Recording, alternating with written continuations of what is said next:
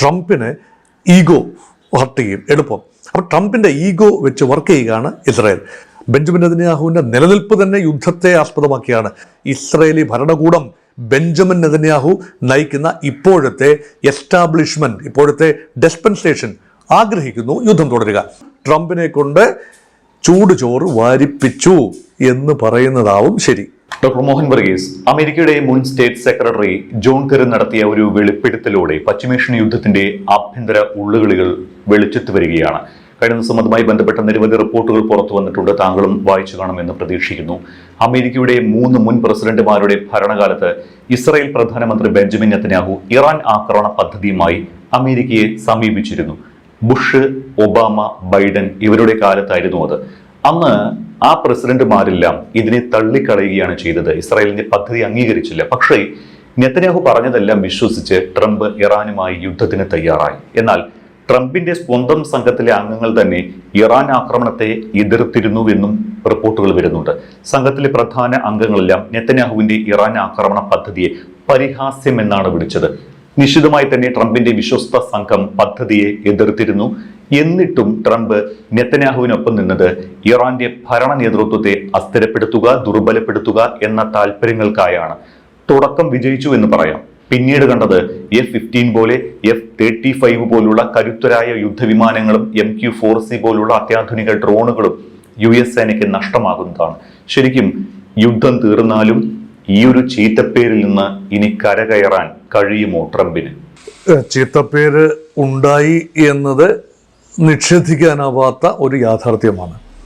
ചീത്തപ്പേര് ഉണ്ടാക്കി വെച്ച സാഹചര്യം അതാണല്ലോ സൂചന. മുൻകാലങ്ങളിലും എക്കാലത്തും ഇസ്രായേൽ അമേരിക്കയുടെ മേൽ സമ്മർദ്ദം ചെലുത്തിയിരുന്നു. പല രീതിയിലുള്ള സമ്മർദ്ദങ്ങളാണ്. ഇറാൻ എന്ന വിഷയം, ഇറാനിൽ നിന്ന് വരുന്ന സുരക്ഷാ ഭീഷണി നേരിടാനായി ഏറ്റവും നല്ല മാർഗം അമേരിക്കയെ കൂട്ടുപിടിച്ചുകൊണ്ട് ഇറാനെ ആക്രമിക്കുക എന്നതാണ്. അത് ഇന്നോ ഇന്നലെയോ തുടങ്ങിയ ഒരു ചിന്തയല്ല. എക്കാലത്തും ഡെത്ത് ടു ഇസ്രായേൽ എന്ന് ഇറാൻ നിരന്തരം ചാൻറ്റ് ചെയ്യുമ്പോൾ സ്വാഭാവികമായി ഉണ്ടാകുന്ന ഒരു അരക്ഷിത ഫീലിംഗ് അതൊരു വശത്ത്. 2, ഇസ്രായേൽ എന്ന ചെറു രാജ്യത്തിന് വികസിച്ചു വരണം.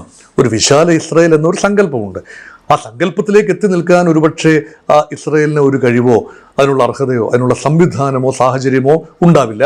അതുമാത്രമല്ല, ഇസ്രായേൽ എക്സ്പാൻഡ് ചെയ്യണമെങ്കിൽ അറബി രാജ്യങ്ങളുടെ ഭൂമിയിലേക്കാണ് കടക്കേണ്ടത്, ഇറാൻ്റെ ഭൂമിയിലേക്കല്ല. അതുകൊണ്ട് സൗദിയുടെ ഭൂമി, സിറിയയുടെ ഭൂപ്രദേശം, ലെബനൻ്റെ ഭൂപ്രദേശം, ജോർദാൻ്റെ ഭൂപ്രദേശം, ഇതെല്ലാമാണ് ഈജിപ്തിൻ്റെ പ്രദേശങ്ങൾ. ഇതെല്ലാം മുൻ യുദ്ധത്തിൽ പലപ്പോഴും കീഴടക്കിയിട്ടുള്ളതാണ്. പൂർണ്ണമായിട്ടല്ല, ചെറിയ തോതിൽ.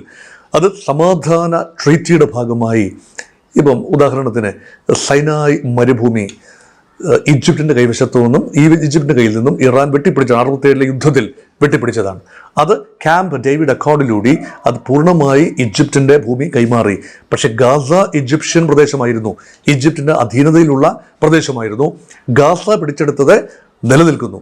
അതുപോലെ ഗോലാൻ കുന്നുകൾ സിറിയയുടെ പ്രദേശമായിരുന്നു, അത് പിടിച്ചെടുത്തു, ഭാഗികമായി കൈമാറി. പക്ഷേ ഇപ്പോൾ വീണ്ടും ഈ കഴിഞ്ഞ 2-3 വർഷങ്ങളായി ഗോലാൻ കുന്നുകളുടെ ഏതാണ്ട് പൂർണ്ണമായ ഏരിയകളുടെ നിയന്ത്രണം ഇസ്രായേലിൻ്റെ കൈവശം വന്നുപെട്ടിരിക്കുന്നു. അതുപോലെ ജോർദാൻ്റെ ഭാഗത്ത്, വെസ്റ്റ് ബാങ്കൊക്കെ ജോർദാൻ്റെ സ്വാധീന മേഖലയാണ്. റിവർ ജോർദാൻ, ജോർദാൻ നദിയുടെ പടിഞ്ഞാറൻ തീരം, ബാങ്ക് എന്ന് പറയുന്ന തീരമാണല്ലോ, പടിഞ്ഞാറൻ തീരത്തുള്ള പ്രദേശം. അവിടെയാണ് ഇപ്പോൾ പലസ്തീൻ ജനതയുടെ ഒരു വാസകേന്ദ്രം. അവിടെയാണ് ഫത്ത പാർട്ടി ഉള്ളതും അറാഫത്തിൻ്റെയൊക്കെ കേന്ദ്രങ്ങൾ അവിടെയായിരുന്നു. അവിടെ പലസ്തീൻ അതോറിറ്റിയുടെ ആസ്ഥാനം, റമല്ലയിലൊക്കെയുള്ള ആസ്ഥാനം വെസ്റ്റ് ബാങ്കിലാണ്. പക്ഷേ ഗാസ വേറൊരു ഡയമെൻഷനിലാണ് നിൽക്കുന്നത്. അപ്പോൾ ഗാസയും വെസ്റ്റ് ബാങ്കിനും ഇടയിൽ ഇസ്രായേലിൻ്റെ ഭൂമിയുണ്ട്. അപ്പോൾ ഇതെല്ലാം തന്നെ ഒരു പരിധിവരെ മറ്റ് രാജ്യങ്ങളിൽ നിന്നും പിടിച്ചെടുത്തതാണ് ഇസ്രായേൽ. അതുപോലെ ലെബനൻ്റെ തെക്കൻ പ്രദേശം, ലിറ്റാനി നദി വരെയുള്ള പ്രദേശം മാത്രമാണ് ലെബനൻ ഇപ്പോൾ പൂർണ്ണമായി നിയന്ത്രിക്കുന്നത്. ലെബനൻ്റെ സൈന്യവുമായിട്ടല്ല ഇസ്രായേൽ പോരാടുന്നത്, മറിച്ച് ലെബനീസ് മണ്ണ് ഉപയോഗിച്ചുകൊണ്ട് ഇസ്രായേലിനെതിരെ നിരന്തരം ആക്രമണം നടത്തുന്ന ഹിസ്ബുള്ളയുമായിട്ടാണ് ഇസ്രായേലിൻ്റെ യുദ്ധം. ഇപ്പോൾ കഴിഞ്ഞ ആഴ്ചകളിൽ നടന്നുകൊണ്ടിരിക്കുന്ന സംഭാഷണം ഇപ്പോൾ ഒരു കരാറിൻ്റെ വക്കീലെത്തി നിൽക്കുകയാണ്. ഇപ്പോൾ വെടിനിർത്തൽ തുടരുകയാണ്.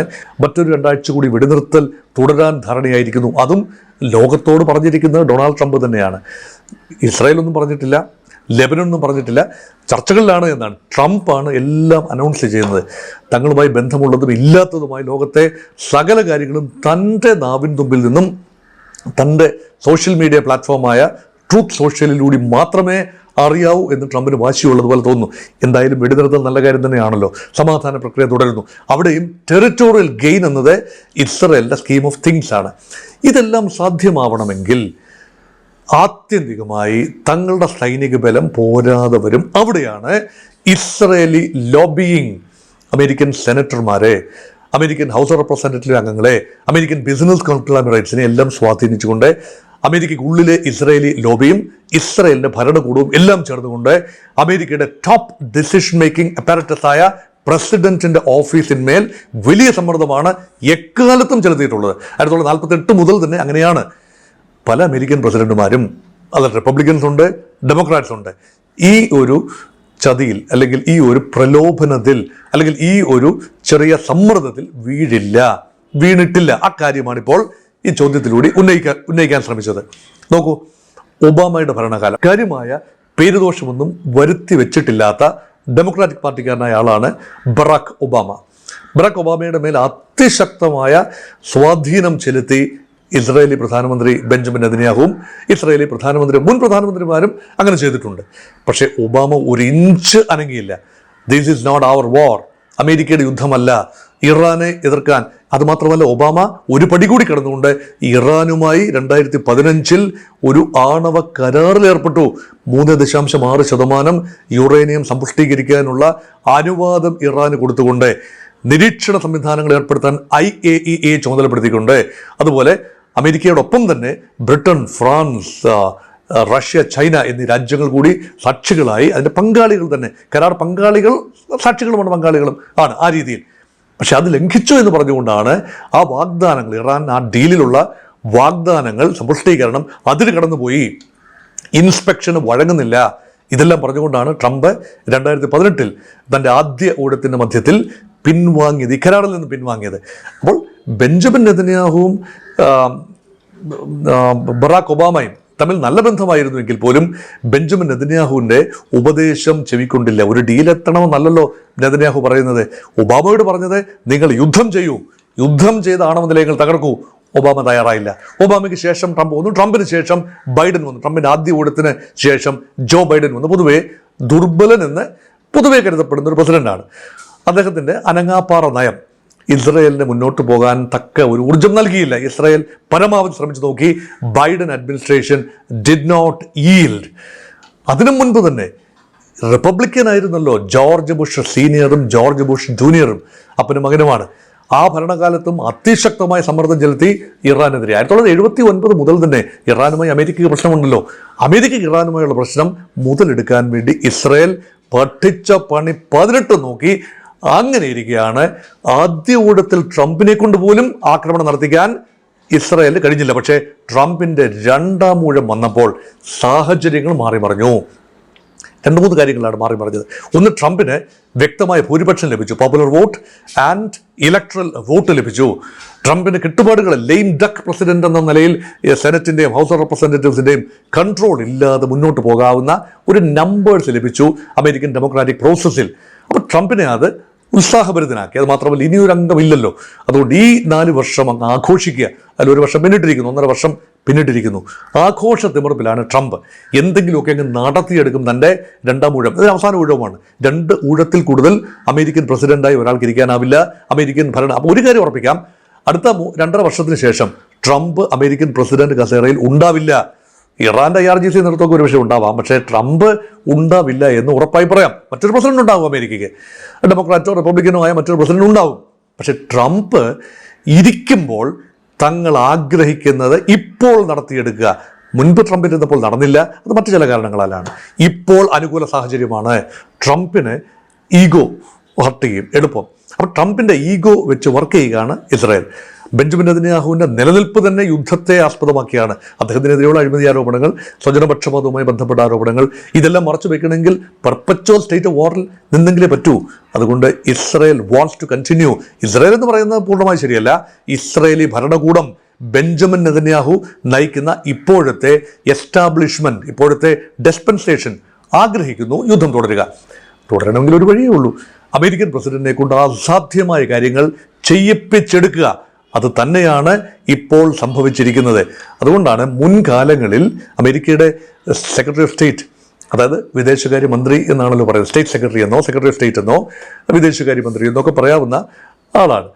അപ്പം ഇപ്പോഴത്തെ ആള് മാർക്കോ റൂബിയോ ഒരുപക്ഷെ ആ രീതിയിൽ വഴങ്ങുന്ന ആളല്ല. അദ്ദേഹം തീവ്ര വികാരമുള്ള ആളാണ്. മാഗ ക്യാമ്പിലെ സ്വല്പം റാഡിക്കൽ ചിന്താഗതിയുള്ള ആളാണ്. വൈസ് പ്രസിഡന്റ് JD വാൻസ് ആണ് കുറച്ചുകൂടെ മിതവാദിയായ മാഗ ടീമിലെ ആളുകൾ. മാഗ ടീമിലെ മേക്ക് അമേരിക്ക ഗ്രേറ്റ് അഗൈൻ എന്ന ട്രംപിന്റെ ക്യാമ്പയിൻ ഇപ്പോഴും അതാണല്ലോ ഐഡിയോളജി. ട്രംപിസം എന്ന് പറയുന്നത് മേക്ക് അമേരിക്ക ഗ്രേറ്റ് അഗൈൻ, സാമ്പത്തികമായി ഗ്രേറ്റ് ആക്കുക, അതിനുവേണ്ടി ടാരിഫ് അല്ലെങ്കിൽ ട്രേഡ് നിയന്ത്രിച്ചു കൊണ്ടുവരിക, അമേരിക്കയുടെ നഷ്ടപ്രതാപം വീണ്ടെടുക്കുക, അതുപോലെ ഡോളറിനെ ലോക കറൻസിയായി തുടർന്നും നിലനിർത്തുക, സൈനികമായ മേധാവിത്വം ലോകത്തെല്ലായിടത്തും ഉറപ്പുവരുത്തുക, അമേരിക്കൻ കണ്ണുകൾ എല്ലായിടത്തേക്കും പായുക, അമേരിക്കൻ സൈന്യത്തിന് വെല്ലുവിളി ഉണ്ടാകുന്നില്ല എന്ന് ഉറപ്പുവരുത്തുക, ഒരു അധീശത്വ ശക്തി, ഹെഗിമൺ, ആ രീതിയിൽ പ്രവർത്തിക്കണമെന്നാണല്ലോ അമേരിക്കൻ പ്രസിഡന്റ് ആഗ്രഹിക്കുന്നത്. പക്ഷേ മാഗയുടെ റിയൽ സ്പിരിറ്റ് അമേരിക്കയുടെ സമ്പദ് വ്യവസ്ഥ, അമേരിക്കയുടെ ഇൻഹെറന്റ് സ്ട്രെങ്ത് നിലനിർത്തുക, പ്രിസർവ് ചെയ്യുക, അത് മുന്നോട്ട് കൊണ്ടുപോകുക, അത് മാത്രമാണ്. പക്ഷേ ഇത് പൂർണ്ണമായി യോജിക്കുന്നില്ല. അമേരിക്കൻ പ്രസിഡന്റ് ഇപ്പോൾ ചെയ്തു കൂട്ടുന്ന ലോകത്ത് നടക്കുന്ന ഇടപെടലുകളിൽ നിന്നും മാറി നിൽക്കണമെന്നാണ് മാഗ ഒറിജിനൽ ഒരു ഫിലോസഫി. ഈ ഒറിജിനൽ ഫിലോസഫി, ഐഡിയോളജി നിരന്തരം ട്രംപിനെ ഓർപ്പിക്കുന്ന ആളുകളുണ്ട് മാഗ ക്യാമ്പിനുള്ളിൽ. അതിലൊന്ന് JD വാൻസ് തന്നെയാണ്. അപ്പോൾ അദ്ദേഹത്തെയാണ് ചർച്ചയ്ക്കായി ഉപയോഗിച്ചത് എന്നതും കൗതുകരമായ ഒരു കാര്യമാണ്.